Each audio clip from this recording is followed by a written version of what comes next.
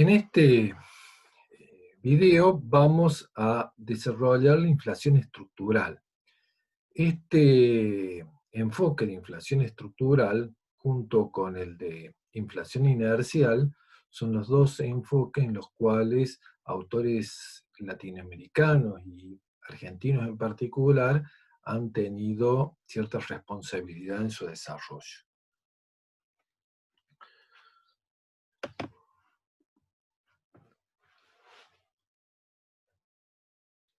Bueno, para que haya inflación, según los estructuralistas, la demanda de bienes y servicios tiene que ser mayor que la oferta de bienes y servicios, pero en este caso no es necesario que la demanda de toda la economía, la demanda de bienes y servicios de toda la economía supere a la oferta de servicios, de bienes y servicios de toda la economía, sino que es suficiente con que la demanda de un sector relativamente importante de la economía, digamos que la demanda de un sector supere a la oferta de ese mismo sector para que se acabe generando un proceso inflacionario. Bueno, las causas de la inflación, según los estructuralistas, serían dos, digamos. La existencia de rigideces estructurales, sea de oferta o de demanda, combinada con precios monetarios inflexibles a la baja. Bueno, expliquemos un poco este enfoque. Bueno, los supuestos. En ningún momento la demanda agregada supera al ingreso de pleno empleo. O sea, en esta explicación hay inflación aun cuando la economía no esté trabajando al nivel de pleno empleo, aun cuando la economía esté trabajando por debajo del nivel de pleno empleo. Y el segundo supuesto me dice que tampoco es necesario que la demanda agregada aumente, digamos. La idea es que aumenta la demanda del bien A y se reduce la demanda del bien B. Hay un cambio en la composición de la demanda, pero no varía el nivel de demanda agregada. O sea, estos dos supuestos nos están diciendo que puede haber inflación aun cuando la economía opere por debajo del nivel de pleno empleo y la demanda agregada no esté aumentando. El tercer supuesto es que la producción del bien A es relativamente rígida. O sea, su oferta no es lo que equivale a decir que la oferta no es perfectamente elástica. O sea, con esto estamos diciendo que la curva de oferta tiene la pendiente normal, digamos. Estamos suponiendo que el bien A tiene una pendiente normal y su curva de oferta es creciente, digamos. Para que aumente la oferta, la cantidad ofrecida al bien A, tiene que aumentar el precio que se ofrece por el bien A. Entonces, al aumentar la demanda del bien A y su oferta no ser perfectamente elástica, ¿cierto? La demanda del bien A al nivel de precio vigente será mayor que su oferta. Para que aumente la cantidad ofrecida tiene que aumentar el precio monetario. Entonces el desequilibrio se va a corregir a través del aumento en el precio monetario de A. En el mercado del bien B, al caer la demanda, podríamos suponer que el precio monetario del bien B se va a reducir. Y en ese caso tendríamos que el precio del bien A aumenta, el precio del bien B disminuye y por lo tanto no hay aumentos generalizados de precios, sino que algunos precios aumentan y ese aumento es compensado por la disminución en el precio de otros bienes. Pero acá entra en juego la segunda causa que ponemos de la inflación, que además de cierta rigidez en la estructura productiva, los precios monetarios son inflexibles a la baja. ¿Esto qué quiere decir? Que los precios monetarios, los precios absolutos pueden subir, pero difícilmente bajen, ¿no? Entonces, lo que teníamos era que cuando había esta composición de la demanda, este cambio en la composición de la demanda, aumentaba la demanda del bien A, y para que los productores produjeran más bienes A, exigían un precio mayor, digamos, aumentaba el precio de A. Pero el precio de B, cuya demanda cae, no cae. ¿Por qué? Y porque los precios monetarios en economías inflacionarias pueden subir muy fácilmente, pero no caen, ¿cierto? Entonces lo que tenemos que aumenta el precio de A, pero no cae el precio de B, ¿cierto? Ahora, si estos desajustes sectoriales entre oferta y demanda, digamos, se mantienen en el tiempo,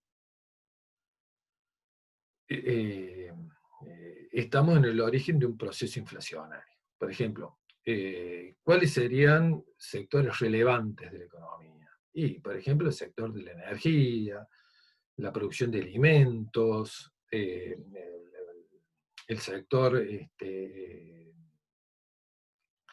el sector externo, digamos. Entonces, si por ejemplo la demanda de energía periodo tras periodo es mayor que su generación, esto va a llevar a que aumente, digamos, el precio de la energía. Aun cuando estuviera cayendo la demanda de algún otro sector, ¿cierto? Los precios del sector cuya demanda está cayendo no se van a reducir. Entonces, el, el, el, el origen de la inflación, ¿cierto? Está dado en aumentos de precios en el, en el, en el sector de la energía. Pero recuerden ustedes que nosotros habíamos definido la inflación como el aumento generalizado de precios. Decíamos, bueno, si aumentan los precios de un solo bien o en un solo sector, no tengo un proceso inflacionario, sino que el aumento de precios tiene que ser un aumento en la mayor parte de los bienes y servicios de la economía, y no solo, eh, no solo el aumento de algunos pocos precios, ¿verdad? Y por ahora, en la explicación que hemos dado del monetarismo, aumentan los precios en aquel sector que había aumentado la demanda. Por ejemplo, aumentan los precios de, de la energía. Entonces, la explicación del proceso inflacionario hasta el momento es incompleta, y es incompleta porque, repito, el aumento de precios no es generalizado. Entonces, eh, ahora entran en juego los mecanismos de propagación de la inflación, que recuerden, los mecanismos de propagación eran aquellos mecanismos que generalizaban, mantenían en el tiempo y hasta aceleraban el aumento de precios hacia otros sectores de la economía, ¿cierto? Y eh, esta extensión, esta difusión de la inflación hacia otros sectores de la economía proviene de la incapacidad de detener la lucha de intereses sectoriales en torno a la apropiación del ingreso. Bueno, ¿qué queremos decir? Bueno, que cuando aumenta el precio de la energía, digamos, aumentan los costos de quienes usan energía para producir o para vender, ¿verdad? Entonces, cuando aumentan los costos de producción y los costos de venta, va a aumentar el precio de estos productos.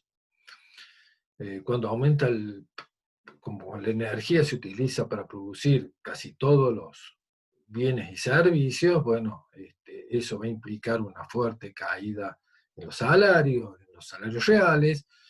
Entonces los asalariados van a pedir aumento de salarios, esto va a aumentar salarios, y se va a generalizar el aumento de precios en toda la economía. Para los estructuralistas, el aumento en la cantidad de dinero es un mecanismo de propagación de la inflación, no la causa. O sea, los estructuralistas también aceptan que en procesos inflacionarios, los procesos inflacionarios están fuertemente asociados a aumento en la cantidad de dinero. Pero no es el aumento en la cantidad de dinero el que lleva a los aumentos de precios, sino que son los aumentos de precios los que llevan a los gobiernos a tener que aumentar la cantidad de dinero. ¿Por qué? Porque cuando se desata el proceso inflacionario, los gobiernos deben elegir entre o emitir más, con lo cual convalidan el proceso inflacionario, convalidan el aumento de precios, o no emitir, ¿cierto? Pero si no emiten, digamos, como los precios de algunos sectores, digamos, ya aumentaron, ¿cierto? Si la oferta de dinero está constante y los precios aumentan, eso lo que genera es una caída en el nivel de producto, o sea, una recesión en la economía y una caída en el nivel de producto. Y cuando los gobiernos tienen que elegir entre inflación, mayor inflación o caída en la producción, siempre eligen que haya inflación y no caída en la producción porque los costos para la sociedad son mucho mayores los de un proceso recesivo que de un proceso inflacionario. Por lo tanto, eh, para los estructuralistas lo que es un mecanismo de propagación de la inflación, que es la cantidad de dinero, para los monetaristas es la causa, digamos, y bueno, gran parte de la discusión entre estructuralistas y monetaristas está en el papel que tiene el dinero sobre el proceso de inflación.